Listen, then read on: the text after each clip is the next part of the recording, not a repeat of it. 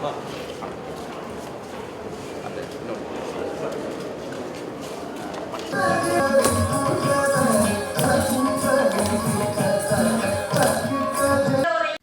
உங்கள்கிட்ட சொல்ல வேண்டிய செலவிடங்கள் இது மட்டும்தான்.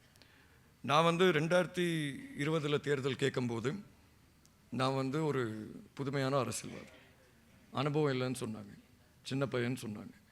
ஆனால் நான் உங்கள் எல்லார்கிட்டையும் சொன்னேன், நம்பி வாக்களிங்க, கட்டாயம் 1000 ரூபாவை பெற்றுக் கொடுப்பேன்னு. நுவரெலியா மாவட்டத்தில் மட்டும் இல்லை, கண்டி மாவட்டத்திலையும் நீங்கள் பாரத் அருள்சாமி அவர்களுக்கு கிட்டத்தட்ட 25,000 வாக்கு செலுத்திருந்தீங்க. அதுக்கு நான் என்னோட நன்றியை நான் தெரிவிச்சுக்கிறேன். ஏன்னா ஒரு சின்ன பையனை நம்பி நீங்கள் வாக்களிச்சிருக்கீங்க. அப்படி வாக்களிச்சனால தான் சொல்லி 6 மாதத்துக்குள்ளார எங்களால் 1000 ரூபா சம்பளத்தை தர முடிஞ்சிச்சு. உங்கள் எல்லாருக்குமே தெரியும், நான் அரசியலுக்கு முதல் தடவை வரும்போது எனக்கு ராஜாங்க அமைச்சு பதவியை கொடுத்தாங்க. கொடுக்கும்போது அவ்வளோவா வேலை செய்கிறதுக்கு வாய்ப்புகள் கிடையாது, குறைவு. அது முடிஞ்சோன்னு 2020 உங்கள் எல்லாருக்குமே தெரியும், கொரோனா தொற்று நோய் வந்துச்சு. அதுலேயும் நம்ம ஒரு அடி வாங்கணும். அது எல்லாருக்கும் தெரிஞ்ச விஷயந்தான். நான் இதை ஒளிமறைவாக பேசணும்னு அவசியம் இல்லை. ஆனாலும் இருந்த நிதி ஒதுக்கீடு முழுமையாகவே நாங்கள் சுகாதாரத்துக்கு தான் நாங்கள் அனுப்பினோம். கிட்டத்தட்ட 125 மில்லியனை நாங்கள் உடனே கொடுத்தோம். அப்புறம் உங்களுக்கு தெரியும், பொருளாதார நெருக்கடி வந்துச்சு, அதுக்கப்புறம் அரசியல் நெருக்கடி வந்துச்சு, ஆட்சி மாற்றம் வந்துச்சு. வரலாறை பற்றி நான் இங்கே பேசலை. ஆனால் அவங்க எல்லாருக்கும் தெரிஞ்சாகணும், ஒரு சுலபமான பாதை இல்லை, கஷ்டங்களை கடந்து தான் நானும் வந்திருக்கேன் இந்த இடத்துக்கு. ஆனால் இந்த ஒரு வருஷம் எனக்கு இந்த அமைச்சியை பாரம் கொடுத்ததுலேருந்து என் மனசாட்சிக்கு உண்மையாக நான் எவ்வளோ வேலை செய்ய முடியுமோ வேலை செஞ்சு கொடுத்துருக்கேன். தெளிவாக சொல்லணுன்னா, கண்டி மாவட்டத்தில் நான் நினைக்கிறேன் வரலாறுல முதல் தடவையாக கிட்டத்தட்ட 160 மில்லியன் நிதி ஒதுக்கீடு செஞ்சுருக்கோம்.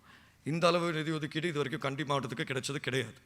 அதே நேரத்தில் கண்டி மாவட்டத்தில் இப்போ புதுசாக ஒரு தொழிற்பயிற்சி நிலையம், எல்லாருக்கும் தெரியும், ஹாட்டனில் தொண்டுமான் தொழிற்பயிற்சி நிலையம் இருக்குது. எங்களுக்கு கிட்டத்தட்ட 2500 அப்ளிகேஷன் வரும் ஒவ்வொரு வருஷமும்.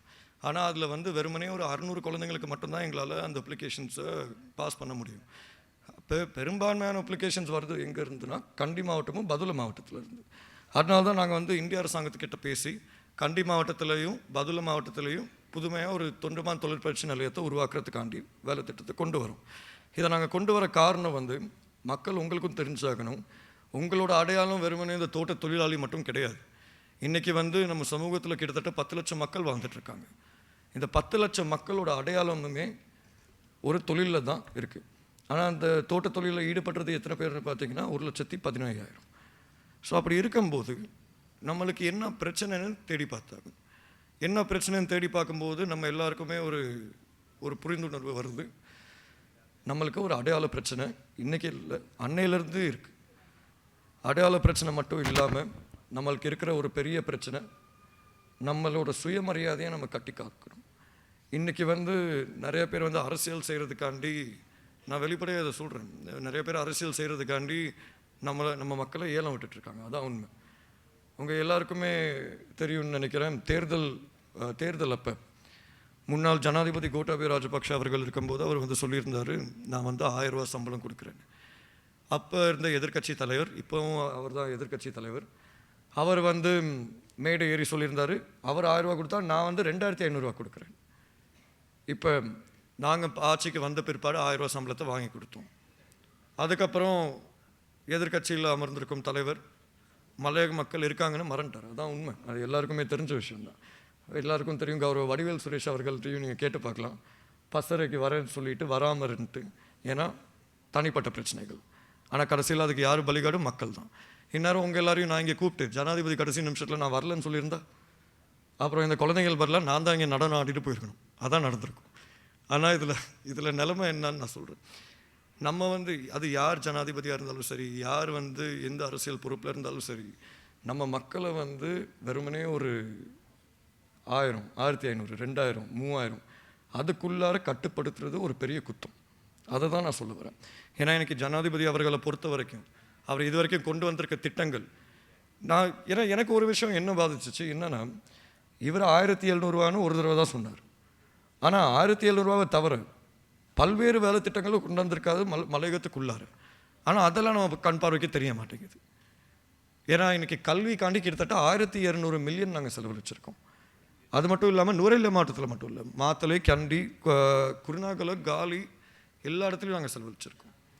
ஆனால் எல்லாருமே அவங்க கண் பார்வையில் வைக்கிற ஒரு விஷயம் சம்பளம் என்னன்னு.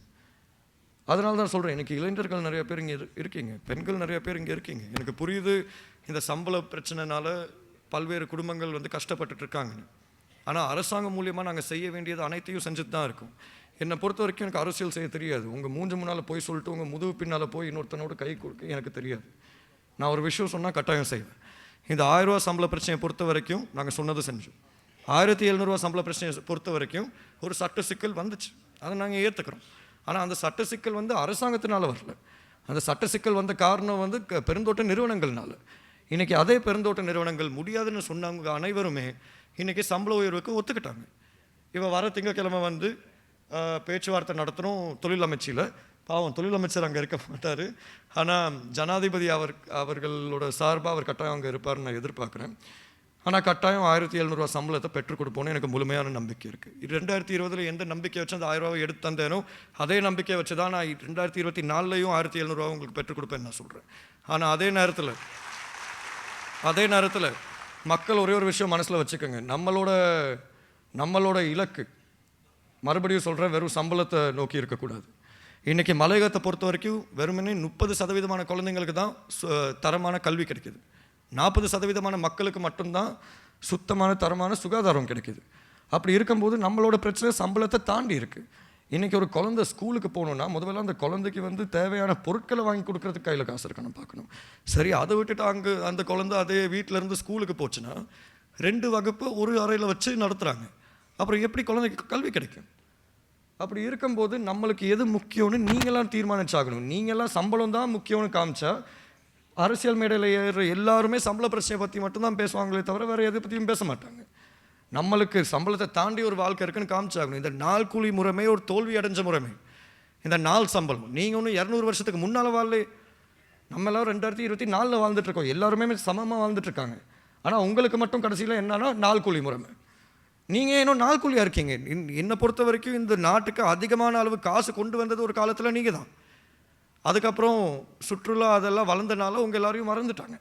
ஆனால் கடைசியில் கொரோனா வந்த பிற்பாடு தேயிலத்துறையும் ரப்பர் துறை மட்டும்தான் இயங்குனுச்சே தவிர சுற்றுலா இயங்கலை, ஃபாரின் ரெமிட்டன்சஸ் இயங்கலை. நீங்கள் மட்டும்தான் இருந்தீங்க. ஆனால் அதில் கூட தடுப்பூசி வரும்போது துரைமாருக்கு தான் முதல் தடுப்பூசி, தொழிலாளிக்கு கிடையாது. இதான் இருக்கிற கொடுமை. ஏன்னா நீங்கள் வந்து தைரியமாக நின்னாகணும். நீங்கள் தைரியமாக நிற்கணும்னா உங்களுக்கு ஒரு தைரியமான தலைமைத்துவம் தேவை. அந்த தைரியம் இலங்கை தொழிலாளர் காங்கிரஸுக்கு அளவுக்கு மீறியே இருக்குன்னு தான் நான் இங்கே சொல்ல வரேன்.